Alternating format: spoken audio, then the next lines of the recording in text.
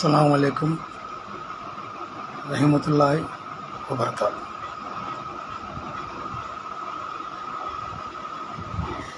ఇప్పుడు నిన్నటి నుంచి సోషల్ మీడియాలో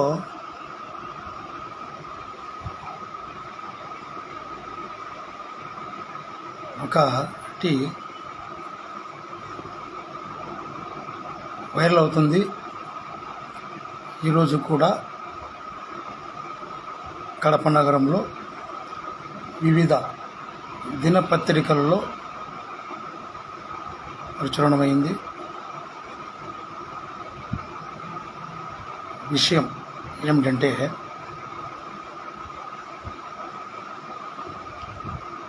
తెలుగులో ఒక సామెత ఉంది. పెద్దలు ఒక సామెత చెప్పారు,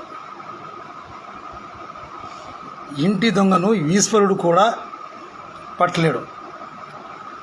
ఇంటి దొంగలను ఈశ్వరుడు కూడా పట్టుకోలేడు. దాని సారాంశమే నిన్న జరిగిన కడప మైనారిటీ వెల్ఫేర్ ఆఫీస్లో గోల్మాల్. దాదాపు సోషల్ మీడియాలో అయితే 4 కోట్లు అని వచ్చింది. పత్రికల్లో కలెక్టర్ ఆఫీస్ దగ్గర సమాచారం అయితే 6 కోట్లు అని వచ్చింది. గోల్మాల్ ఎలా గోల్మాల్ అయింది? ఎక్కడికి గోల్మాల్ అయింది? ఎవరు గోల్మాల్ చేశారు? ముందుగానే మైనారిటీ సంక్షేమానికి ప్రభుత్వము మైనారిటీల కోసం కేటాయిస్తున్నది బడ్జెట్టే ఘోరంతా. అతి తక్కువ బడ్జెట్ మైనారిటీ వెల్ఫేర్ డిపార్ట్మెంట్కు, మైనారిటీ వెల్ఫేర్ కూడా ప్రభుత్వం కేటాయిస్తుంది. దాంట్లోనూ కూడా దొంగలు పడ్డారు. కడప నగరంలో, కడప జిల్లాలో మైనారిటీ వెల్ఫేర్ ఆఫీస్లో సోషల్ మీడియాలో కాదు కూడా వివిధ దినపత్రికల్లో కూడా ఈరోజు వచ్చిన వార్త ఏంటంటే, మైనారిటీ సంక్షేమ నిధులు దారి మళ్లింపు, గోల్మాలు, నిగ్గు తేల్చాలి, విచారణ జరపాలి అనే విధంగా ఈరోజు దినపత్రికలు వచ్చింది. కేంద్ర రాష్ట్ర ప్రభుత్వాలే మైనారిటీలకు సంక్షేమం కోసం కొద్దిగా నిధులు కేటాయిస్తారంటే, ఆ నిధుల్లో కూడా మైనారిటీ వెల్ఫేర్ డిపార్ట్మెంట్లో ఉన్న వాళ్ళు, సీనియర్ నాయకులు, సీనియర్ ఉద్యోగస్తులు గోల్మాల్ చేసి దాదాపు 4 కోట్ల నుంచి 6 కోట్ల వరకు తమ సొంత ఖాతాల్లోకి, తమ బంధువుల ఖాతాల్లోకి, తమ అప్పుల వాళ్ళ ఖాతాల్లోకి, తమ గోల్డ్ లోన్ ఖాతాల్లోకి ఎలా వెళ్ళింది? ఒక మైనారిటీ వెల్ఫేర్ డిపార్ట్మెంట్కి సంబంధించిన చెక్కులు ఎలా, డబ్బులు ఎలా ట్రాన్స్ఫర్ అయ్యాయి? దీనిపైన జిల్లా ఉన్నతాధికారులు సమగ్ర విచారణ జరపాలి. జరిపి ఈ గోల్మాలకు, ఈ ప్రభుత్వ ప్రజాధనాన్ని కొల్లగొట్టిన వారిపై చట్టపరమైన చర్యలు తీసుకోవాలి. అలాగే బాధ్యులైన నిజాలు నిగ్గు తేల్చాలి. ఎందుకంటే దీనిపై మైనారిటీ మంత్రి కానీ, మైనారిటీ వెల్ఫేర్ డిపార్ట్మెంట్ కానీ, ముఖ్యమంత్రి కానీ ప్రత్యేక దృష్టి పెట్టి, ఇది గోల్మాల్ ఒక కడపలోనే జరిగిందా, అన్ని జిల్లాల్లో జరిగిందా? ఒక కడపలోనే 4 కోట్ల నుంచి 6 కోట్లు అంటే, ఇంకా రాష్ట్ర వ్యాప్తంగా ఇతర డిపార్ట్మెంట్లో జరిగాయా మైనారిటీ వెల్ఫేర్ దాంట్లో? ఆ మైనారిటీ వెల్ఫేర్ డిపార్ట్మెంట్కి ఎందుకు ఇస్తారండి ఉంటుందంటే, ప్రత్యేక నిధిగా దర్గాలకు, మరమ్మతులకు, మసీద్ మరమ్మతుల కొరకు సున్నం కొట్టడానికి మెయింటెనెన్స్ కోసం మైనార్టీ వెల్ఫేర్ డిపార్ట్మెంట్లో ఖజానాలో ఉంటుంది. దాన్ని కడప మైనార్టీ వెల్ఫేర్ ఆఫీసులో గోల్మాల్ కలెక్టరేట్ చుట్టుపక్కల హాట్ టాపిక్ న్యూస్ ఇది ఎవరు చేశారు, ఎందుకు చేశారు, ఎలా వీళ్ళు తమ సొంత బంధువుల ఖాతాల్లోకి, భార్య ఖాతాల్లోకి, అప్పుల వాళ్ళ ఖాతాల్లోకి ఎలా వీళ్ళు మార్చారు, ఎలా దాదాపు ప్రతి పోనీ 50,000 60,000 ట్రాన్స్ఫర్ అయింది కాదు, దాదాపు 8 లక్షలు 9 లక్షలు ప్రతిసారి వెల్ఫేర్ డిపార్ట్మెంట్ నుంచి వేరే ఖాతాలోకి ఎలా? దానికి చెక్కుకు దాని వెల్ఫేర్ సంబంధించిన అధికారికి సంతకం ఉంటుంది కదా చెక్ మీద. ఆ చెక్ ఎలా పాస్ అయింది, ఎలా వెళ్ళింది, ఎవరి పేరు మీద వెళ్ళింది, దాని మీద సంతకం అది వెల్ఫేర్ అధికారిదేనా లేక అక్కడున్న అధికారులు, వెల్ఫేర్ డిపార్ట్మెంట్లో ఉన్న అధికారులు ఆయన సంతకాన్ని ఫోర్జరీ చేసి ఏమన్నా మళ్లించారా? ఎలా? అది 5,000 10,000 చెక్కు కాదు కదా, లక్షల రూపాయల చెక్కులు కదా. ఎలా ప్రతిసారి ఇది గోల్మాల్ అయింది? సరే, ఒక్కసారి గోల్మాల్ అయింది, 10 లక్షల రూపాయలు రికవరీ వెల్ఫేర్ ఖాతాలోంచి ఇతర ఖాతాల్లోకి పోయినప్పుడు ఎంటబట్టే దానికి సంబంధించిన బ్యాంకులో ఖాతా జమ అయిందే, డ్రా అయితేనే మైనార్టీ వెల్ఫేర్ అధికారికి మెసేజ్ వస్తుంది కదా, వెల్ఫేర్ డిపార్ట్మెంట్ నుంచి ఇంత డబ్బు డ్రా అయింది, పలానా చెక్కు అని మెసేజ్ వస్తుంది కదా. ఆ మెసేజ్ ఎవరికి వచ్చింది? వెల్ఫేర్ అధికారికి వచ్చిందా? మైనార్టీ వెల్ఫేర్ అధికారికి వచ్చిందా? లేకపోతే స్థానికంగా ఉన్న ఆఫీస్లో ఉన్న అధికారులు ఏమన్నా గోల్మాల్ చేసి ఆ మెసేజ్ రాకుండా ఏమన్నా అడ్డుకున్నారా? సరే, ఒక్కసారి 9 లక్షలు 10 లక్షల రూపాయలు చెక్కు డ్రా అయితేనే మెసేజ్ వస్తుంది. అలా దాదాపు ప్రతిసారి 9 లక్షలు 10 లక్షలు 12 లక్షలు 3 లక్షలు 5 లక్షలు ఇలా డ్రా అవుతూ అకౌంట్లోంచి డ్రా అవుతూ ఉంటే మైనార్టీ వెల్ఫేర్ అధికారి చూసుకోలేదా?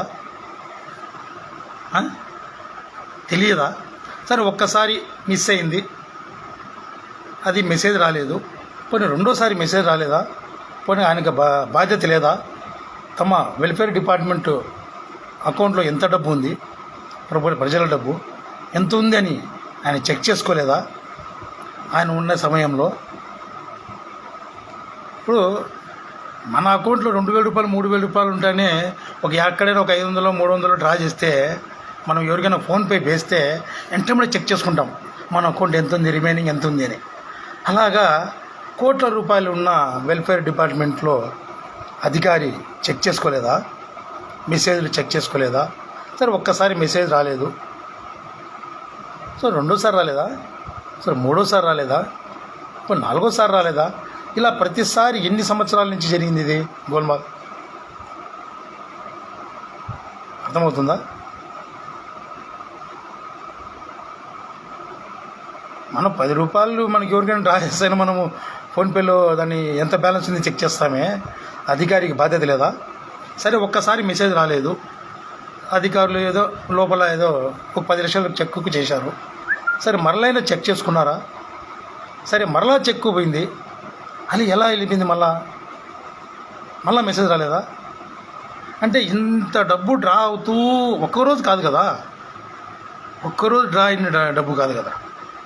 ఒకసారి 5 లక్షలు 10 లక్షలు 9 లక్షలు 6 లక్షలు 3 లక్షలు ఇలా డ్రా అవుతూ వెల్ఫేర్ డిపార్ట్మెంట్ అకౌంట్లోంచి డ్రా అవుతూ వస్తూ ఉంటే మైనార్టీ వెల్ఫేర్ అధికారి చూసుకోలేదా? పోనీ బిజీలో ఉండి చూసుకోలేదు, ఒక్క మెసేజ్ చూసుకోలేదు, ఒక నెల చూసుకోలేదు, 2 నెలలు చూసుకోలేదు, 3 నెలలు చూసుకోలేదు, 4 నెలలు చూసుకోలేదు, సంవత్సరం చూసుకోలేదు. చూసుకోలేదా? అకౌంట్లో డబ్బులు చెక్ చేసుకోరా? ఆయనకి బాధ్యత లేదా? పోనీ ఈయనకి ఏమైనా దాంట్లో వాటా ఉందా?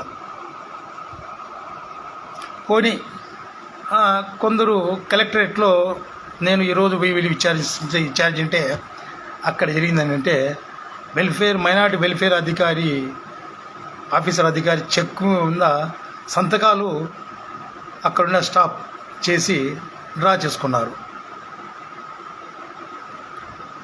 సిల్లీగా అనిపించలేదు అది. సరే, చెక్ మీద సంతకం పెట్టాడు. సరే, 9 లక్షలకో 5 లక్షలకో 3 లక్షలకో చెక్ మీద వెల్ఫేర్ అధికారి సంతకం పెట్టాడు. ఫ్రంట్ బ్యాక్ పెట్టారు. అది డ్రా అయింది.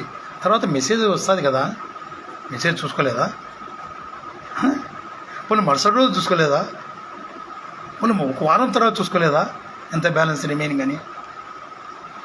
ఇలా 4 నుంచి 6 కోట్లు డ్రా అయినంత వరకు ఈయన చూసుకోలేదా? ఈయనకు కూడా ఏదైనా వాటా ఉందా? ఎలా ఈయన సంతకాన్ని ఫోర్జరీ చేసి అని వాళ్ళు అంటున్నది, కలెక్టరేట్ ఉన్న సమాచారం. ఈయన చూసుకోలేదా? ఈయనకు బాధ్యత లేదా? సో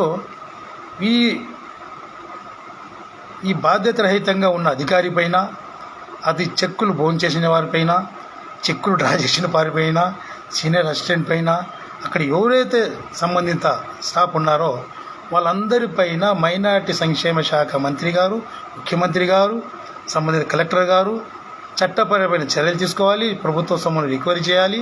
వీరిపైన సమగ్ర విచారణ జరిపి ప్రజల సొమ్మును ప్రజలకు అందేలా చేయాలి.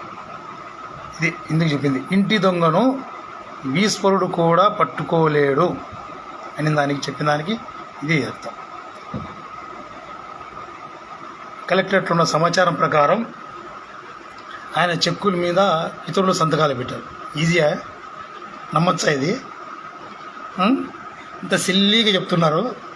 నేను ఈరోజు వెళ్ళాను, పేపర్ల ప్రకటన చూసి, ఇతరుల లైవ్లు చూసి, ఈరోజు కలెక్టరేట్ చుట్టుపక్కల వెళ్ళి ఏం జరిగిందో అని విచారిస్తే అద్భుతాలు బయటపడుతున్నాయి. సరే, ఏదేమైనా పెద్ద ఫ్రాడ్ జరిగింది మైనార్టీ వెల్ఫేర్ డిపార్ట్మెంట్లో. ఎవరు అకౌంట్లో పోయింది? ఇంకోటి చిత్రం తెలుసా? 9 లక్షల రూపాయలు ఒక బంగారు అంగిడికి ట్రాన్స్ఫర్ చేశారు. ఎవరు ఆ బంగారు అంగిడి? ఎందుకు ఆ బంగారు అంగిడికి ట్రాన్స్ఫర్ చేశారు? ఒక 5 లక్షల రూపాయలు పెద్ద ఫైనాన్సర్ అకౌంట్లోకి ట్రాన్స్ఫర్ అయ్యింది. ఎవరు ఆ ఫైనాన్సరు? ఎందుకు ట్రాన్స్ఫర్ అయ్యింది?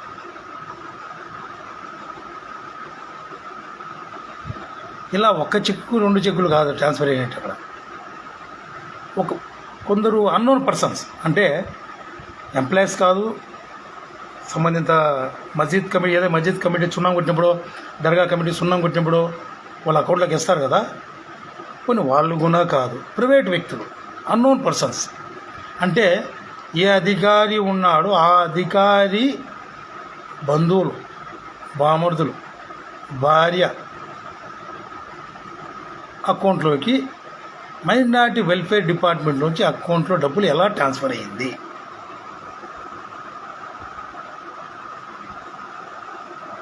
ఏమన్నా మైనార్టీ వెల్ఫేర్ డిపార్ట్మెంట్ వాళ్ళు ఏమన్నా బంగారు అంగిట్లో మనకేమన్నా మైనార్టీలకు ఏదైనా కొత్త పథకం ఏమైనా వచ్చిందా? మైనార్టీలకు ఏమన్నా డిపార్ట్మెంట్ ప్రభుత్వం నుంచి ఏమన్నా ముక్కు పొడుగులు ఏమన్నా ప్లాన్ ఏమన్నా ఉందా? ఎలా ట్రాన్స్ఫర్ అయింది ఆ బంగారు అంగిడికి? దీంట్లో చాలా లోతుకు పోతే ఇప్పుడున్న అధికారి కానీ, గతమున్న అధికారి కానీ మైనార్టీ డిపార్ట్మెంట్, వెల్ఫేర్ డిపార్ట్మెంట్ అర్హులే కాదు. వాళ్ళ మీద ఎన్నిసార్లు ప్రజలు, ప్రజా సంఘాలు గలమెత్తాయో ఏ రోజు కూడా కలెక్టర్ గారు ఎందుకు పట్టించుకోరో అర్థం కావడం లేదు. ఇప్పటికీ కూడా గతంలో అంటే ఒక రాజకీయ నాయకుడు, గతంలో మైనార్టీ మంత్రి కడపలో ఉన్నారు కాబట్టి ఆయన ప్రమేయం ఉంది అనుకుంటారు కూడా. నిజం చెప్పాలంటే గతంలో వెల్ఫేర్ డిపార్ట్మెంట్ అధికారికి గత మైనార్టీ మంత్రి ఇక్కడికి ట్రాన్స్ఫర్ చేయించింది. వాస్తవాలే. అతను ఆర్టీసీ డిపార్ట్మెంట్లో ఉంటే ఇక్కడ ట్రాన్స్ఫర్ చేయించుకుంది వాస్తవమే. రెప్యుటేషన్ మీద తీసుకున్నారు. కానీ శాఖ వేరు, సంబంధం లేదు. ఇప్పుడు ఉన్న మైనార్టీ వెల్ఫేర్ అధికారి కూడా అనర్హుడు. గొగ్గోలు పెట్టి పేపర్లో వస్తానే కూడా, గొగ్గోలు పెట్టి ప్రజా సంఘాలు అడుస్తానే కూడా ఎందుకు కలెక్టర్ గారు ఆ మైనార్టీ వెల్ఫేర్ డిపార్ట్మెంట్కి తగుమైన ఆఫీసర్ను, తగుమైన అధికారిని ఎందుకు నియమించడం లేదు?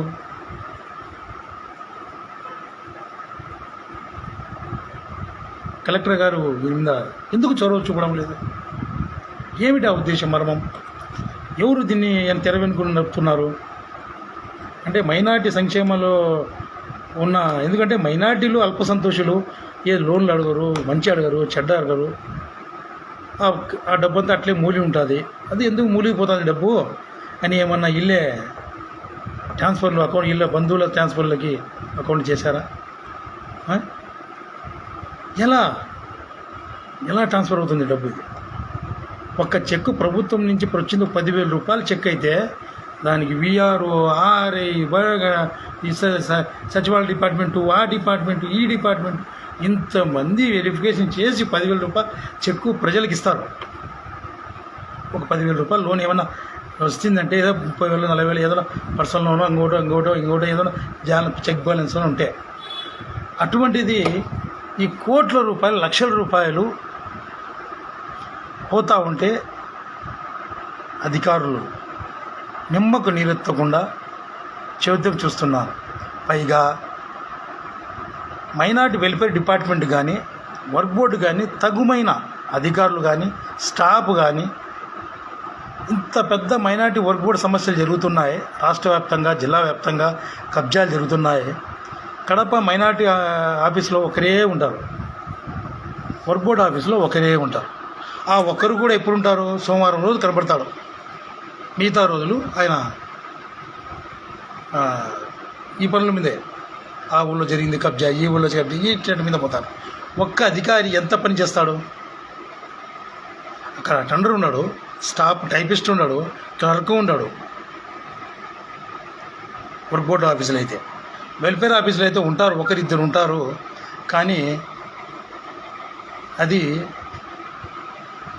ప్రభుత్వం దీని మీద చర్య తీసుకొని అక్కడ సిబ్బందిని పెంచాలి. ఈ దోషులైన వారిపై చట్టపరమైన చర్యలు తీసుకోవాలి. ఎవరైతే ఈ సంబంధిత చట్టపరమైన చర్యలు తీసుకోవాలి. అది ఎవరైనా కావచ్చు. సంబంధిత అధికారులపై క్రిమినల్ కేసు పెట్టాలి, 420 కేసులు పెట్టాలి. చెక్ బౌన్స్ చేసినప్పుడు, చెక్ మీద అధికారి సంతకం పెట్టినప్పుడు చెక్ బౌన్స్ కోసం పెట్టరా? 420 కేసు పెట్టరా? మరి ఎందుకు పెట్టరు? అధికారుల ముందు పెట్టండి. అధికారులు ఒకసారి లోపల తోయండి. కలెక్టర్ గారు దీని మీద సీరియస్గా తీసుకొని కోరుకుంటున్నాం. అస్సలాము అలైకుం రహమతుల్లాహి వబరకాతుహ్. ఈ స్కామ్